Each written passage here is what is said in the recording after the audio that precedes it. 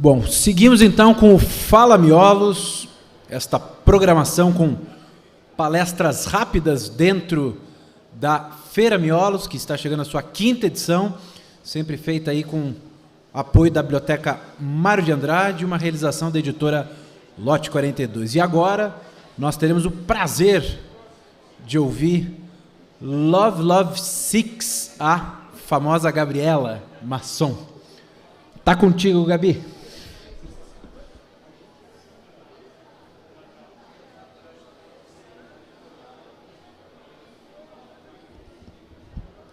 Oi, boa tarde. Eu só estou abrindo aqui o meu texto, um minutinho.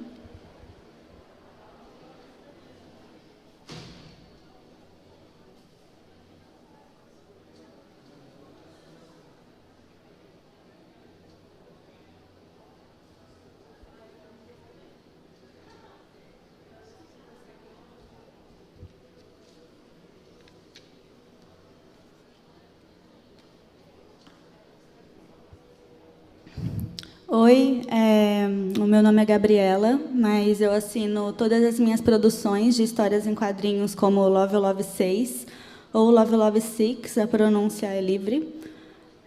Além de fazer histórias em quadrinhos, eu também produzo a Feira Dente de Publicações, lá em Brasília, e participo de eventuais coletivos que se formam entre as quadrinistas para fazer quadrinhos sobre a situação política, tanto do país quanto de temas que interessam as mulheres e ao feminismo. A gente tem, por exemplo, esse recém-grupo chamado Corpas em Risco, em que a gente faz quadrinhos sobre a luta pela descriminalização do aborto no Brasil.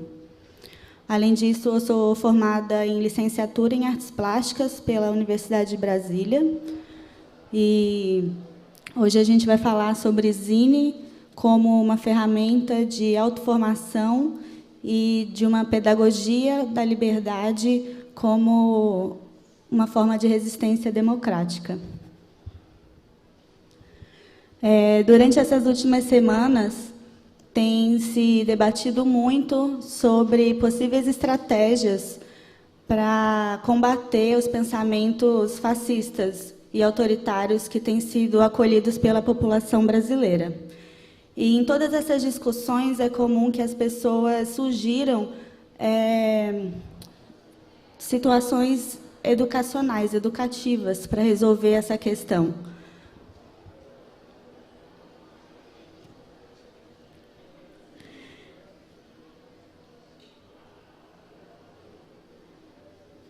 Então, as pessoas sugerem oficinas, sugerem criar debates e oferecer isso tanto para as escolas quanto para as comunidades em geral.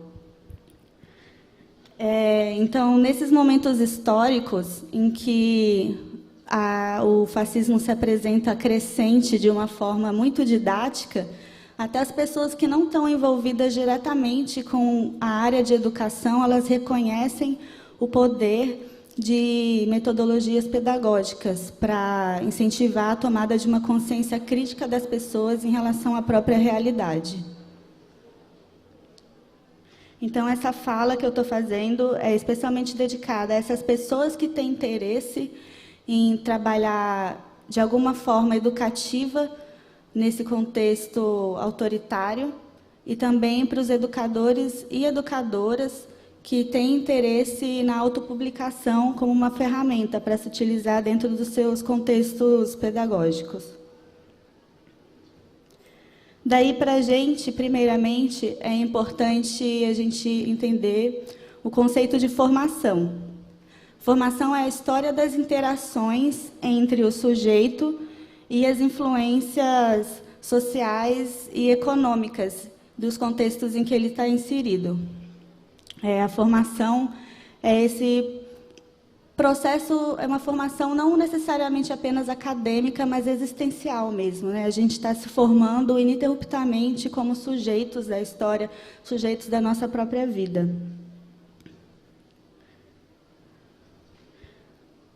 Então, à medida que a gente se familiariza com as influências, com os símbolos e gestos que estão dentro do nosso contexto econômico e social, a gente vai cristalizando alguns conceitos e saberes que são convencionalmente compartilhados dentro do grupo social em que a gente vive.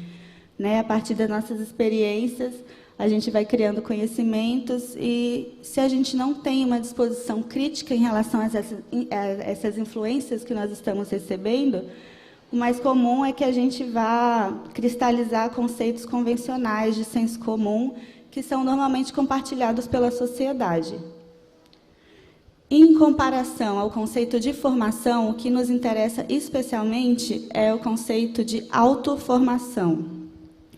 Na autoformação, existe esse sufixo auto, que implica uma disposição crítica da pessoa em relação às influências externas que ela está recebendo, do ambiente, tanto climáticas, quanto as relações físicas que ela está empreendendo com as outras pessoas, quanto culturais e políticas também.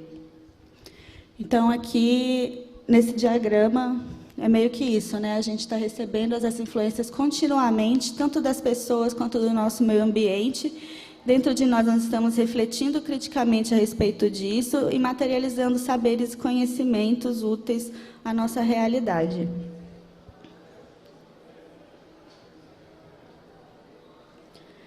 Essa consciência crítica só é possível de ser adquirida se a gente se desfaz do regime do pensamento mágico e místico.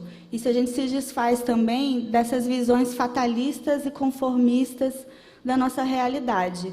Essa noção de que nós não estamos inseridos numa situação, em circunstâncias imutáveis e determinadas pela natureza ou pelo além, mas que nós estamos inseridos numa realidade em que nós temos autonomia e poder para transformar algumas circunstâncias em algum nível.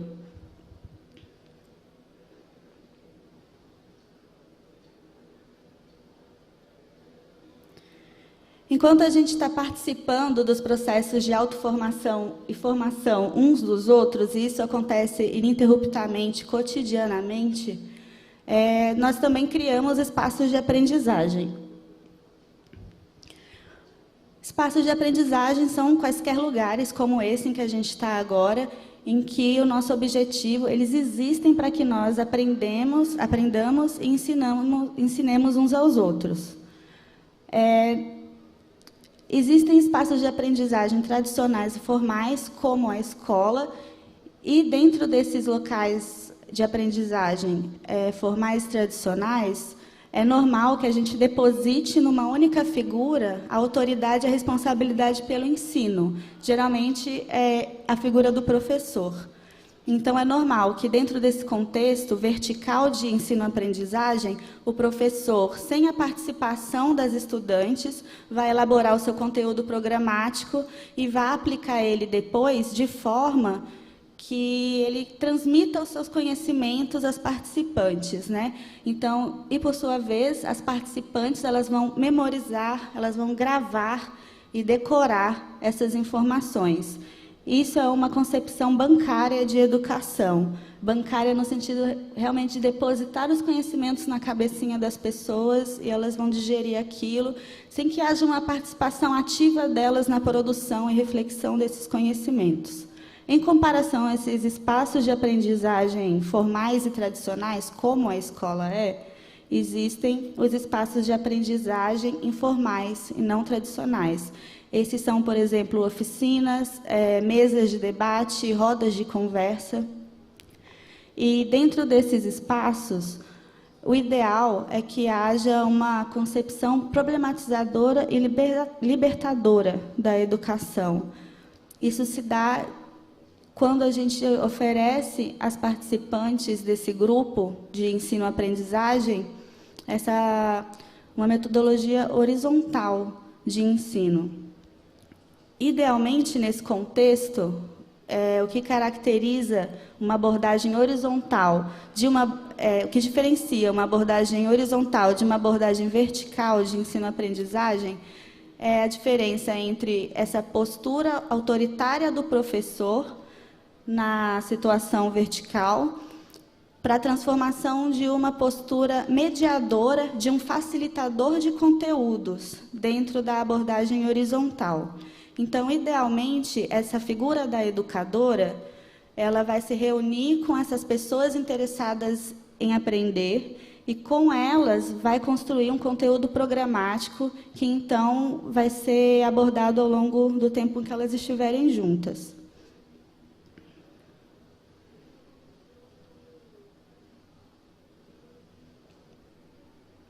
O objetivo da educadora, nesse contexto, é provocar um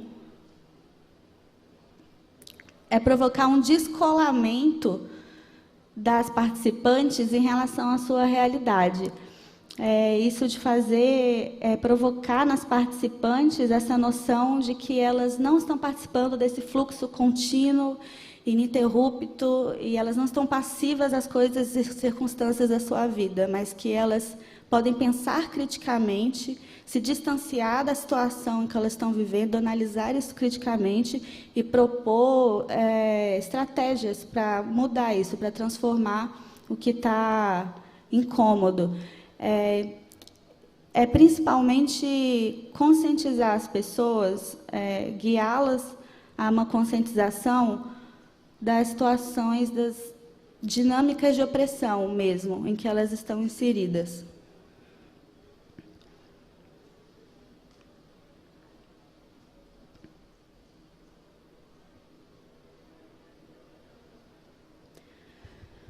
E, geralmente, essa educadora, uma forma dela fazer isso também enquanto acontecem esses diálogos e debates entre as participantes e ela identifica nesses diálogos, nas falas de todas as participantes, alguns temas fundamentais de interesse que são compartilhados por elas.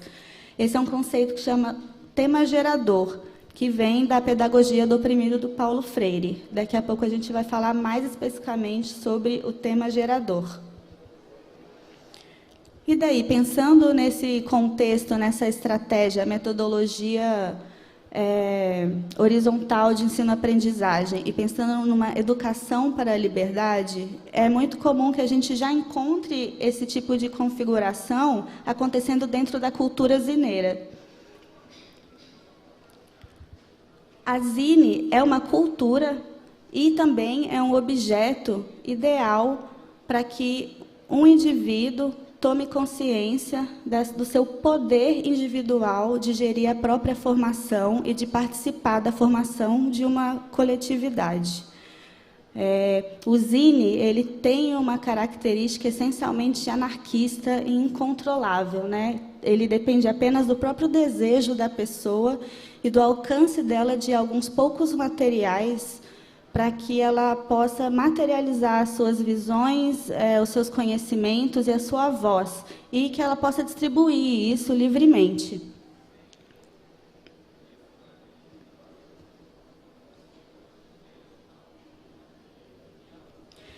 A pessoa que produz uma zine, ela está necessariamente fazendo um exercício de autonomia. Ela está aprendendo sobre autonomia. E a autonomia não é uma coisa que a gente ensina para as pessoas mais do que as pessoas reclamam para si mesmas. Então, é um processo, é um fenômeno de autoformação forte ali, onde a pessoa, na hora que ela quer fazer uma zine, ela precisa desenvolver essa habilidade de identificar quais são os seus temas de interesse, ela precisa editar isso e a parte da edição do conteúdo implica uma reflexão crítica e política, ética e moral a respeito do que é mais relevante ser colocado na zine, de que forma, de acordo com a quantidade de material que você tem e o objetivo ao qual você se propõe. E, ao mesmo tempo em que fazer a publicação implica esses conteúdos de criatividade, editoração, design gráfico, o tema da zine é sempre uma oportunidade para que sejam exploradas questões culturais e políticas. Então, dentro de uma oficina de zine, por exemplo, é sempre muito interessante que haja um tema transversal a ser discutido ali. Pode ser gênero, racismo, autoritarismo. E é comum, né, dentro das oficinas de zine que a gente participa, que haja esse momento de conversa para que as pessoas descubram a respeito do que elas querem fazer a zine.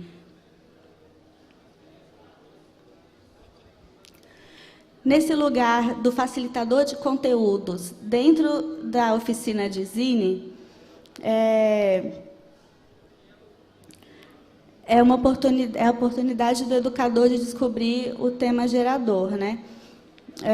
Eu vou dar um pequeno exemplo de uma experiência minha, que não foi uma oficina de zines, mas um grupo de estudo entre mulheres, um grupo de estudo feminista, e a gente não sabia exatamente sobre o que a gente queria estudar. Nós fomos bem sem saber mesmo a direção que a gente ia tomar, e conversando, nós conseguimos identificar algumas angústias compartilhadas entre todas nós que tinha a ver com a questão biológica. A gente tinha muita insegurança e dúvidas a respeito da questão biológica. E esse foi um tema gerador importante para a gente, né? A partir daí, algumas falaram a respeito da sua vida íntima e romântica, algumas da sua vida profissional, outras falaram das viagens que fizeram, que experienciaram situações determinadas, e tudo isso envolvia essa angústia em relação à diferença biológica, a suposta diferença biológica entre o homem e a mulher. E ali, conversando, a gente identificou, apesar de ninguém ter falado especificamente de biologia, que a questão biológica era importante de ser refletida e explorada. Isso é um tema gerador. Dentro das experiências do Paulo Freire, que foi um educador que desenvolveu esse método, ele desenvolveu alguns métodos de autoformação específicos para uma educação popular. Ele diz também que é muito comum que o próprio conceito de cultura seja um tema gerador, né? Às vezes é importante e básico que, para a gente começar a se descolar da própria realidade e para que a gente tenha essa visão crítica em relação à situação que a gente está vivendo, que a gente entenda mais sobre o que é cultura, né? Que cultura não é só o teatro, as belas artes, as coisas boas, mas que cultura também envolve outros hábitos da sociedade, como a cultura de estupro, por exemplo. As pessoas geralmente têm muita dificuldade em compreender o termo da cultura associado a práticas que nós consideramos terríveis. Então, dentro desses contextos horizontais de ensino-aprendizagem, em que o nosso objetivo é provocar nas pessoas a tomada crítica de consciência em relação à realidade que elas estão vivendo, é fundamental explicitar e refletir a respeito do conceito da cultura e dos outros temas geradores que o educador, a pessoa que está na figura da educadora, na posição de educadora, possa reconhecer.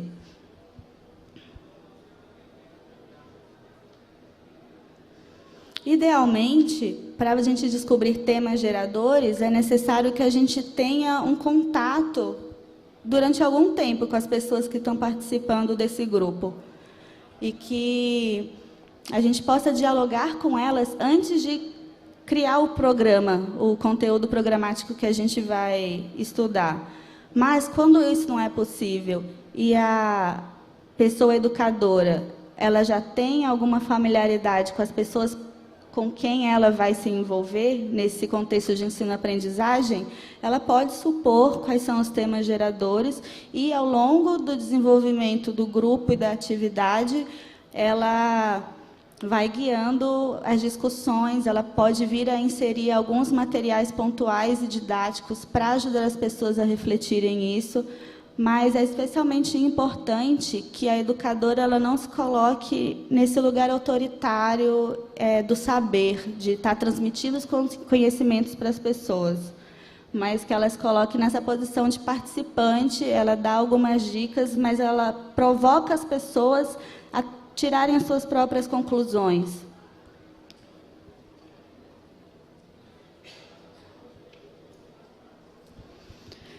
Esse é um pequeno quadrinho do que seria uma metáfora para esse descolamento da realidade, que é muito importante, né?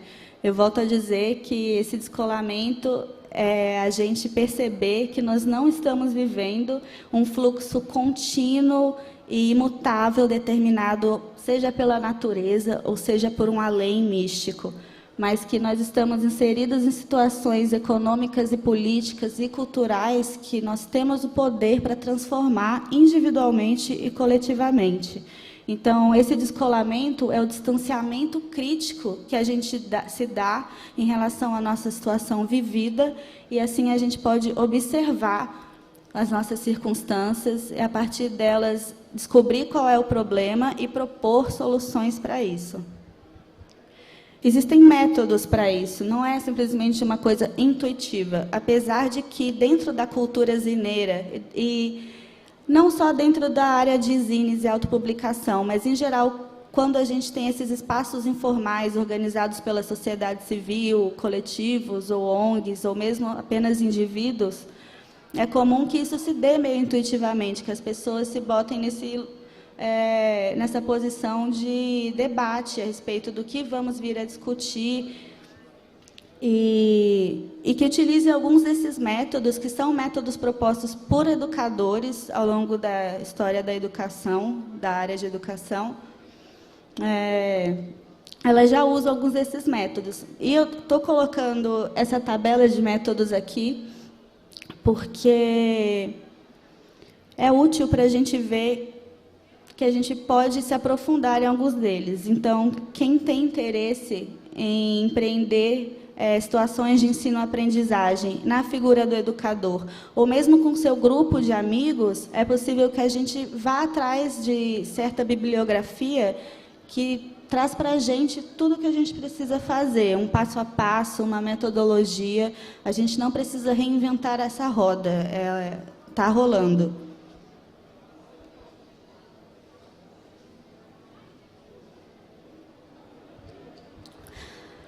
Além de falar um pouco sobre esses conceitos de formação, eu gostaria de falar também sobre o material didático que existe dentro da cultura zineira, né? Que é essa cultura que eu acredito que é um ambiente super propício para essa tomada de consciência crítica da realidade, do nosso poder de produção de conhecimento e de participação na formação coletiva política das pessoas.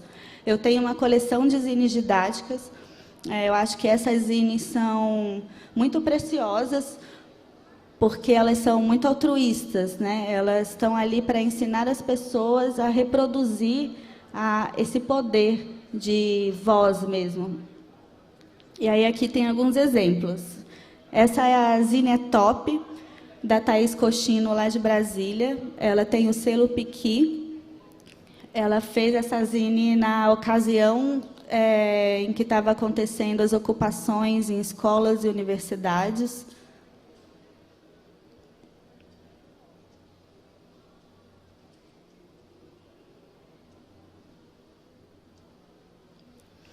Esse material didático, eu acho que ele é especialmente importante, essas zines que eu vou mostrar, porque muitas vezes as pessoas não têm a possibilidade de encontrar um grupo de estudos ou participar de uma oficina, de um debate, por diversas questões pessoais ou sociais, políticas. E o material didático, ele propicia essa autoformação completamente autogestionada e solitária, individualizada. E vamos lá.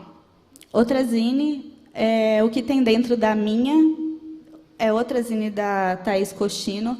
Essa é uma zine que vem num pacotinho com todas as folhas soltas, e aí ela incentiva a pessoa a dar um título para a zine e a montar numa ordem da forma que quiser.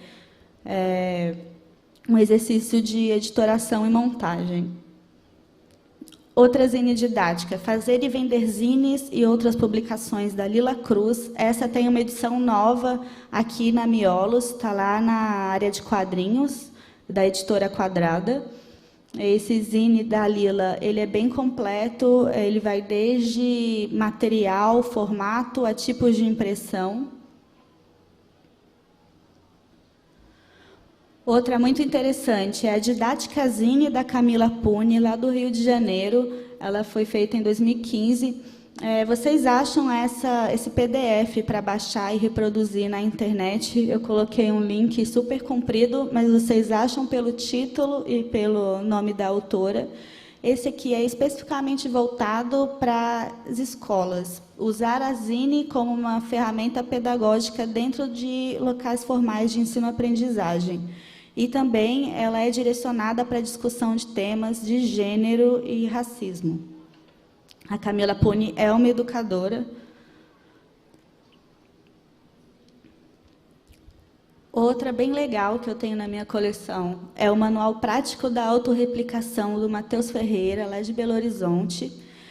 Essa é uma zine que ensina você a reproduzir ela mesma. Então, você segue as instruções dessa zine e, no final, você vai ter uma igualzinha. E ele estimula, dentro da zine, que você distribua esse material para as outras pessoas. Aí o Matheus, especificamente, dentro dessa zine, ele dá algumas dicas de stencil, carimbo também, super legais. Esse é outro trio de zines do Matheus Ferreira também. E esse trio de zines, cada um deles ensina a fazer a própria dobra. São zines metalinguísticos.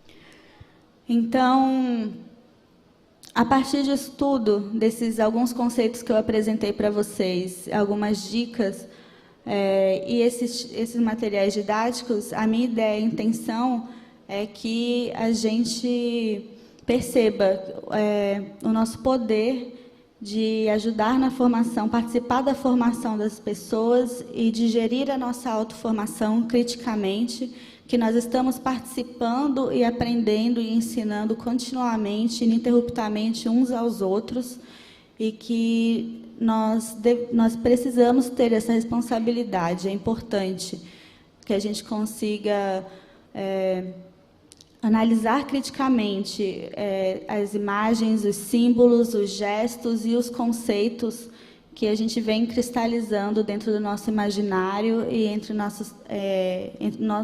no nosso grupo social.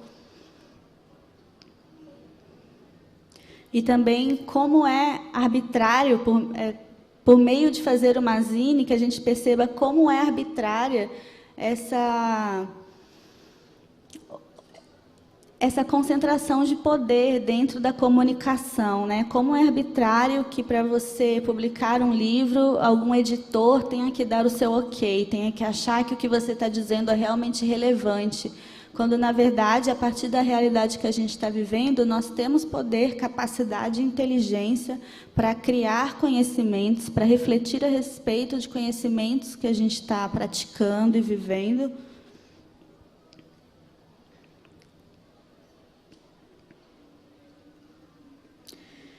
E o mais importante é isso, é que as pessoas percebam que têm algo a dizer, que são capazes de elaborar bons e produtivos diálogos a partir da sua realidade.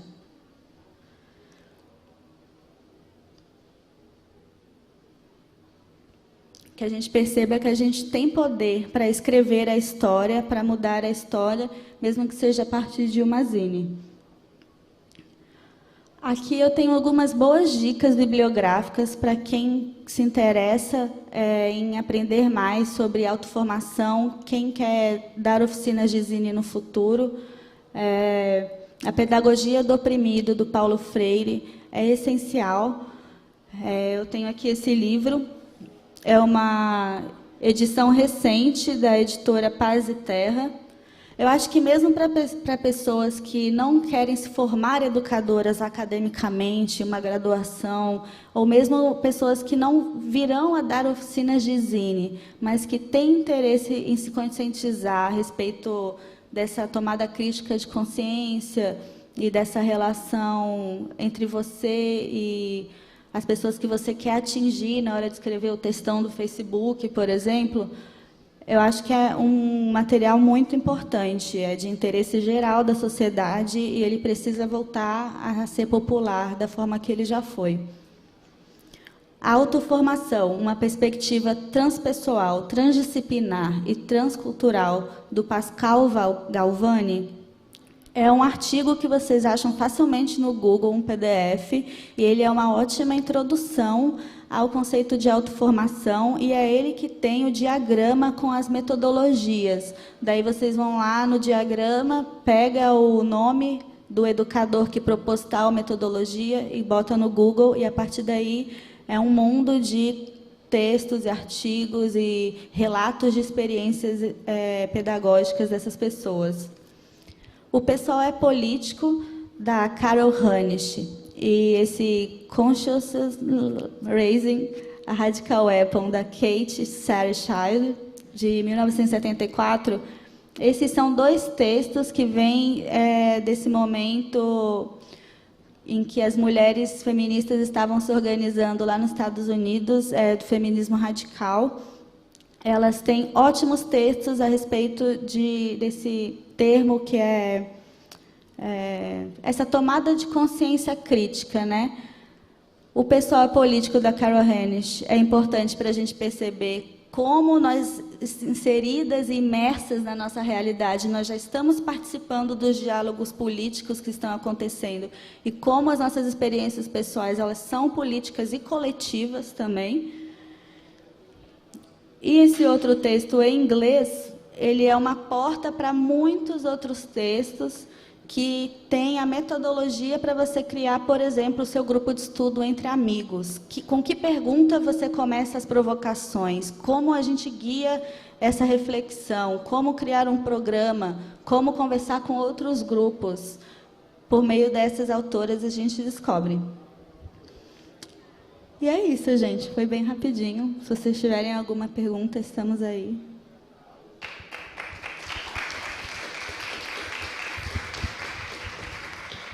Bom, começar agradecendo a Gabi, Love 6, pela ótima conversa. Bom, para ir quebrando o gelo, eu vou fazer a primeira pergunta, então, minha mesmo. Essa questão do tema gerador, às vezes as oficinas são muito curtas, né? Existe alguma medida de quanto tempo a gente dedica a isso? Existe alguma estratégia para esses momentos que as oficinas têm poucas horas e a gente precisa unir o grupo com esse tema gerador?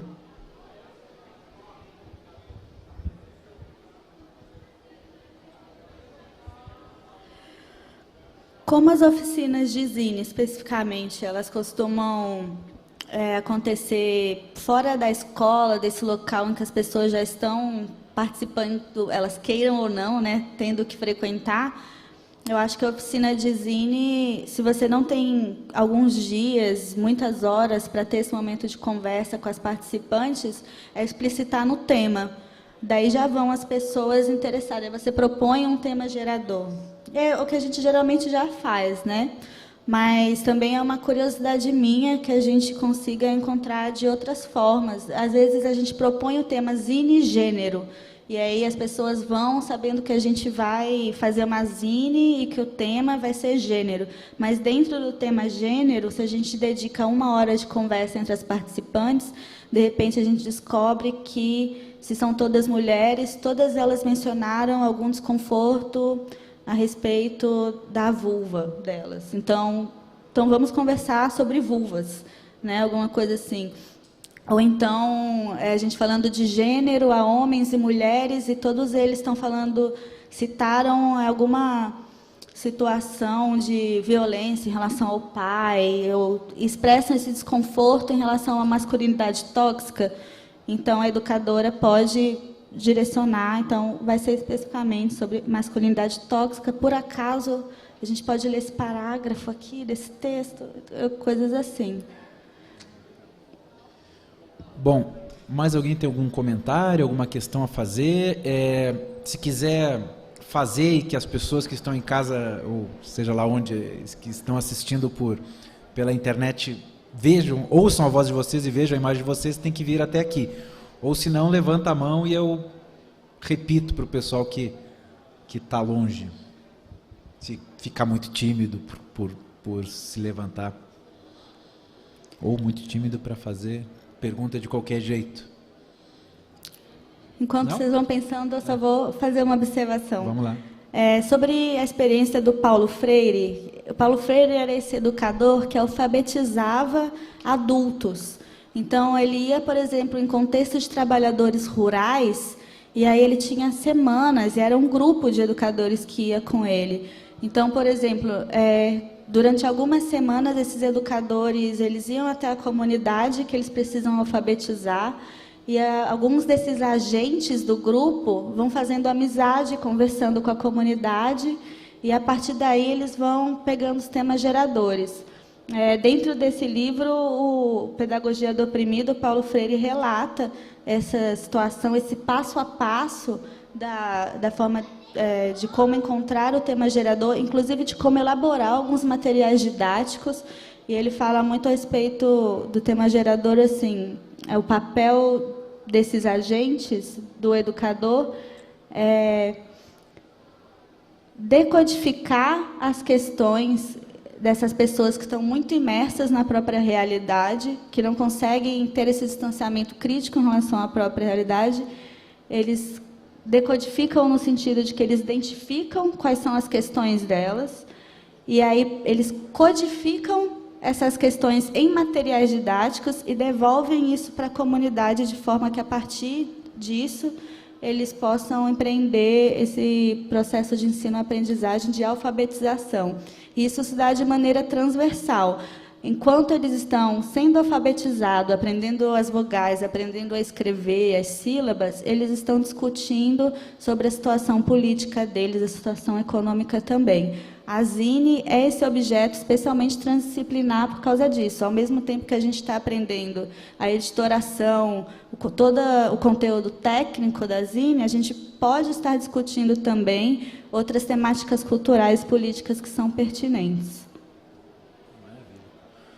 Bom, gente, alguém se anima a fazer uma pergunta, alguma questão?